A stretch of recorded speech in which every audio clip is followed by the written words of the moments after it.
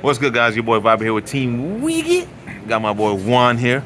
I think you will use the store championship. You won the store championship? Yeah. Okay, cool. What deck did you play? I played Blue Flare. Okay. Sure. How did you like the deck? It was kind of a little bit of a meta call, so it's just one of the decks that I'm comfortable piloting, having some versatility between being able to stun the opponent's Digimon and also having aggro, and not entirely having to play against the opponent. It is good against Beelzemon specifically, which is the best deck of the format. Yeah. So I guess you made the right choice then, right? Yeah, it worked out. Okay. Show us the deck. Show us the spice. Okay, so first we start off with the rookies. So, I mean, pretty standard for Blue Flare. Okay, we turn start them upside. off, Flip them upside. Flip them upside down? Yeah. All right, my bad. Okay. So go ahead, we have Gaussmon. Okay. So this pretty much just on deletion, it plays a level 4 Blue Flare. Okay. This is pretty much how you're getting a lot of your value in the deck. So sometimes if you don't have a tamer, if you don't want to play the tamer for expensive via the Mailbird effect, you'll just swing this, have it die, you play that out. Or if you need more search, you just play out the Greymon, get more searches. Pretty standard rookie. The next one, let me go ahead and flip these. Not gonna ask much credit because the cameraman does nothing of Digimon anymore. The next one is Dracomon. This one's okay. The main reason why you played is because it's another Blue Flare name. So its effect is just basically when something else is played that is a Blue Flare Digimon, it'll trigger a draw. And the inheritable effect, in my opinion, is the more useful part.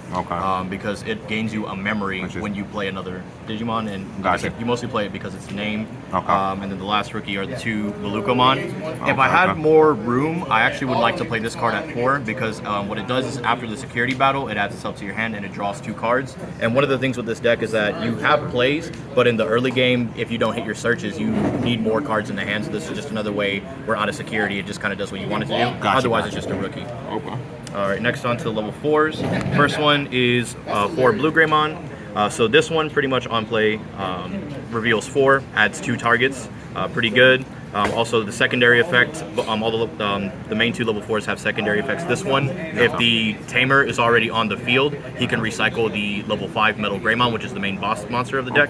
And his inheritable is what allows you to restand for more checks if your opponent plays into the board state. So the goal of the whole deck is if your opponent has 2 or more Digimon on board, you get to either stun their board, swing, do more checks, stuff like that.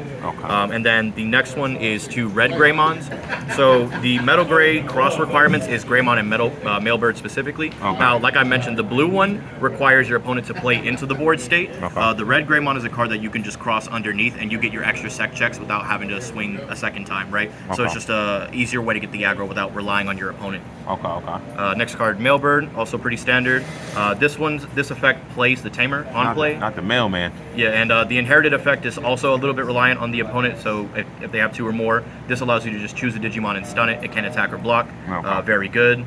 And then the next one being the 3 Decadramon. This pretty much is just, more draw power on play and inherited DP. And you mainly have this because you also play the level 5 Decker Greymon. So this allows you to have an unconditional stun regardless of your opponent's board state. So this is what allows you to actually do what you want to do without relying on your opponent. And then the last level 4 is the hybrid for game, just because you want more finishers, right? Gotcha. On to the level 5s, we have Metal Gray, basically the main boss monster of the deck. So this pretty much has a cross requirement. You take a Mailbird, you take a Gray, and you cross for 3 instead of paying the full 7. And usually as long as you have the Memory Tamer, you'll always be able to have memory to play this card. It stuns anything that has the same amount of sources or less, up to 3 of them on the board. So ideally, you cross this with 2. Anything with 2 sources or less, it's stunned. And then, when it dies, it also saves 2 materials underneath the tamer. So that's the standard part. The other level 5 is 3 Decker Grays.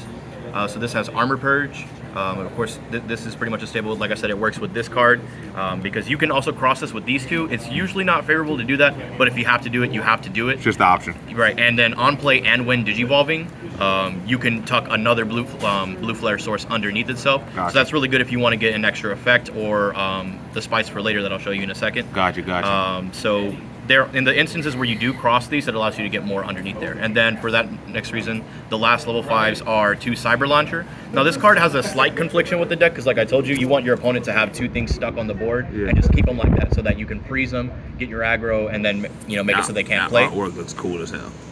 Appreciate it. So this on play or when digivolving would bot deck a level 3, which removes it, which is kind of negative synergy. And also if you cross it with the requirements underneath. Like if it has the Cyberdramon specifically, it will also bot deck a level 4, so you would get ideally 2 bounces. So there's like only very few situations where you would rather get rid of the board than leave them on the board to stun. But the main reason why we want this is because we want at least five names that tuck in a source underneath. Because of another card that we play, right? So the fact that it's an armor purge, just like this, so if they try to kill it, it doesn't die. The fact that it can keep stacking on top of other level 5s for cheaper is really good. And then on to the level 6s. Pretty much Z Gray. I play 3. A lot of people like this card at 2, but for the same reason that I played the hybrid, I just want as many finishers as possible consistently so that if I'm in a position to finish the game, I have what I need to do that. So its effect, a lot of people forget, is that it evos for 2 specifically on Metal Gray, and this card also counts as Metal Gray, right? So you'll evo for 2 and making it cheaper, right? So if you have the memory, you can do that. So usually you play Memory Boost in this deck. So with the Tamer plus the Memory Boost, all you need is Pop-Up Boost, and you'll usually have the memory to go into that. But also when it dies, not only does it save, but it also recycles 2 of the Melbird and the Greymon from the trash back under the Tamer, right? I remember that card was from like Ragnar. I know they had a Z Greymon too in Ragnar. That might have been the red. It was one, like the red Z. Yeah. It's like the 6th. Yeah, absolutely. And the other effect that it has is like this also has an effect that's somewhat reliant on your opponent's build state, where if they have 2 Digimon, you gain the 2 memory back. So if you have to Digivolve into this to pass turn, if they meet the requirements, you just gain the memory back anyway, so that's pretty good. Another quick note on this card right here, its cross requirements are Metal Greymon and Cyberdramon, but its effect also treats itself as Metal Greymon. So this card meets its own cross requirements. So that's pretty relevant sometimes, right? And the main reason why we play the armors to tuck more sources in is that we're playing the X7 Superior mode. Now this is usually something that's played in cross, but in its traits it is also a blue flare card. So this is searchable off of all the searches you have in the deck.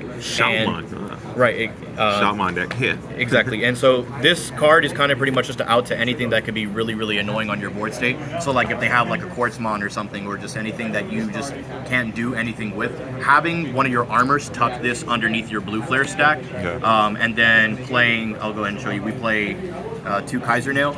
So this card, you just swipe these to the side, make space. Oh yeah. Sorry. There you go. We'll go ahead and move these out the way.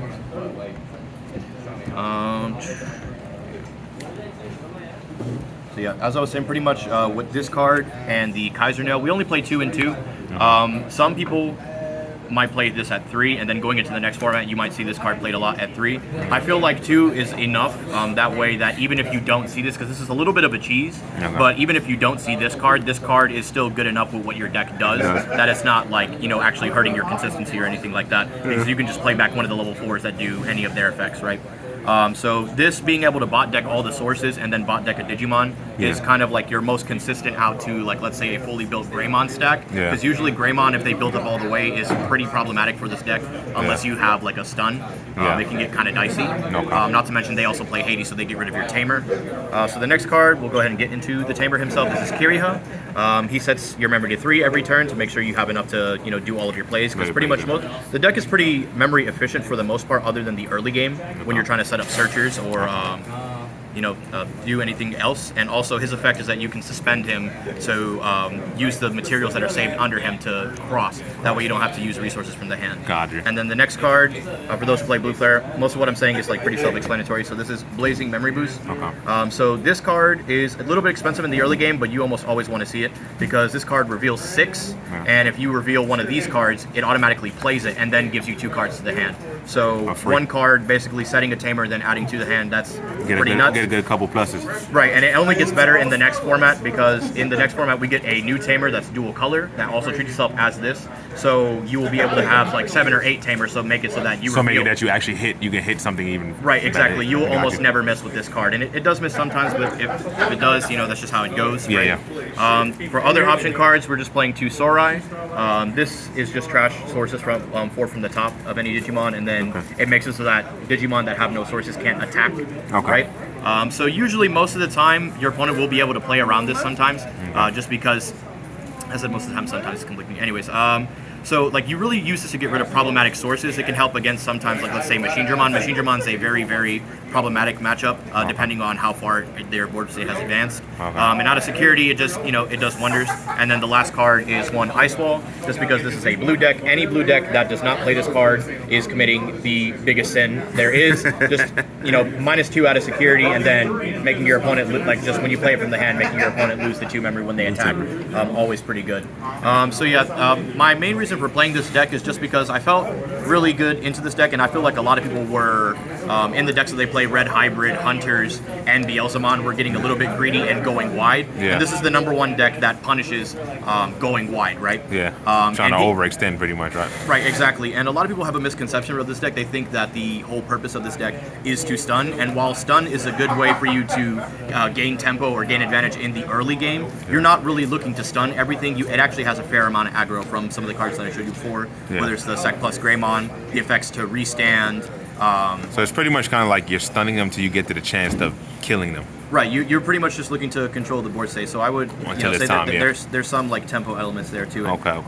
And one of the biggest strengths of this format, besides doing this little cheese right here, is the fact that these cards have armor purge, and the fact that they can stack on top of each other, right? Okay. So there's so many times where like my opponent tried to like 7 cluster me with the Beelzemon and it either lived or they didn't have the second one, or the Greymon effect tried to delete me and then I have a blocker.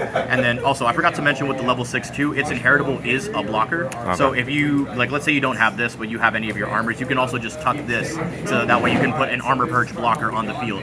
That way they can't just look at your board and just get rid of it, right? One thing I will say though, if you run into anything with bounce, that's the biggest weakness of the deck, but other than that, the deck treated me pretty good. I hit my mills pretty consistently. I will say the mulligan rule change really helped this deck a lot, because given that we only play 9 rookies, some decks play 10, sometimes it can be a little bit rough, but really as long as you find, let me go ahead and say, pretty much any hand where you see either the Searching Greymon or the Blazing Memory Roost, you're pretty much good to go, just because just cycling 6 off the top of your deck just to start the game, setting up a Tamer, setting up a Memory Boost is usually pretty good. That's cool. Yeah. All right, well, cool. That's congratulations on your win. Like you said, you chose the right deck. You always choose a deck that you're comfortable with. That can take care of the matchups. All right, man. Thank you. Thank you.